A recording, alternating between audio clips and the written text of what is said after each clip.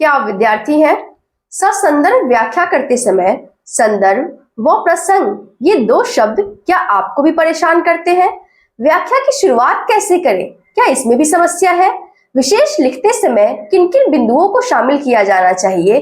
क्या इसमें भी दिक्कत आती है? इससे भी आगे अगर आप प्रभावशाली ससंदर्भ व्याख्या करना चाहते हैं और परीक्षा में अच्छे अंक प्राप्त करना चाहते हैं तो ये वीडियो आपके लिए है।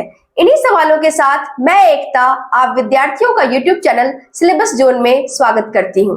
इन्हीं सवालों पर चर्चा करने हेतु हमारे साथ शामिल है सिलेबस जोन के संस्थापक डॉक्टर अजय कुमार साव सर।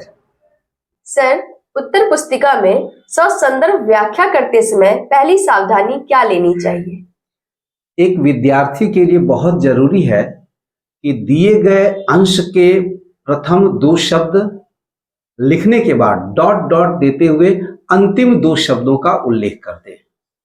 इसे ससंदर्भ व्याख्या लिखते समय संकेत के नाम से जाना जाता है। सर, आखिर इसे विद्यार्थी क्यों लिखे? इसलिए कि कभी कभी देखा यह जाता है कि विद्यार्थी प्रश्न संख्या 2 के क प्रश्न की ससंदर्भ व्याख्या करना चाह रहे हैं, लेकिन उन्होंने जिस उद्धरण की व्याख्या की वह ग है। अब ऐसी स्थिति में यदि प्रश्न संख्या बदल जाए और उत्तर बदल संख्या में कोई गड़बड़ी आ भी गई तो परीक्षक आसानी से समझ सकते हैं कि यही जो संकेत है उसी अंश की व्याख्या है और मूल्यांकन में भी सुविधा रहती है। सर, एक दुविधा की स्थिति यह आती है कि प्रश्न रहता है ससंदर्भ व्याख्या करने का और प्रसंग में लिखने की बात की जाती है, तो यह संदर्भ और प्रसंग ये आखिर है क्या और इसे कैसे लिखेंगे? संदर्भ में हम सभी जानते हैं कि किसने लिखा है और कहाँ लिखा है, इसका उल्लेख कर दें। लेकिन एक प्रभावशाली संदर्भ लिखने के लिए यह जरूरी है कि विद्यार्थी किसने लिखा अर्थात रचनाकार का नाम लिखते हुए उस रचना में उस रचनाकार का जो लेखकीय व्यक्तित्व उभर कर आ रहा है उसका भी संकेत कर दे। दिए गए अंश की रचना हो सकता है कि किसी रचना में संकलित एक अध्याय हो। ऐसी स्थिति में मूल रचना का शीर्षक लिख दिया जाना चाहिए।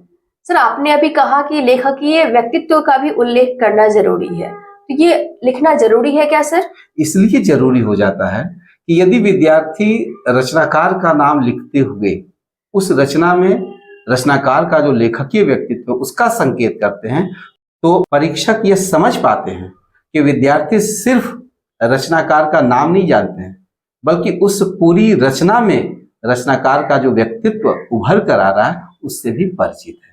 यह एक अतिरिक्त सूचना विद्यार्थी की ओर से परीक्षक को मिल जाती है और इससे उत्तर पुस्तिका में नंबर बढ़ने के आसार बढ़ जाते हैं। विद्यार्थियों के समक्ष एक और समस्या आती है कि प्रसंग लिखने की बात नहीं की जाती है लेकिन वह भी लिखना आवश्यक होता है, तो सर ये कैसे लिखेंगे? पहली बात तो यह है कि प्रसंग है क्या यह समझ लें जी। तो प्र विशेषण है यानी कि खास और संग मतलब साथ, यानी कि खास या विशेष साथ को लेकर रचना का वह उद्धरण हमारे सामने आता है।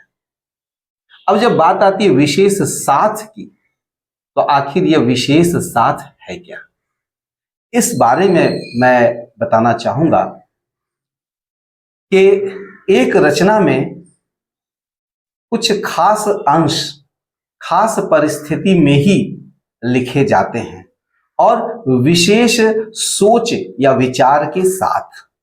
तो जब हम प्रसंग लिखने की कोशिश करते हैं तो उस समय दो सवाल हमारे जेहन में करने चाहिए कि आखिर यह कब लिखा गया और दूसरा किन उद्देश्यों से यह लिखा गया। यदि इन दो प्रश्नों का जवाब हम अपने आप में तलाशेंगे तो हमारा प्रसंग बन जाएगा। अब बात आती है कि संदर्भ से प्रसंग को अलग कैसे करें। तो संदर्भ के लिए है किसने लिखा, कहां लिखा, लेकिन जब प्रसंग में आएंगे तो वहां आएगा कब लिखा और क्यों लिखा।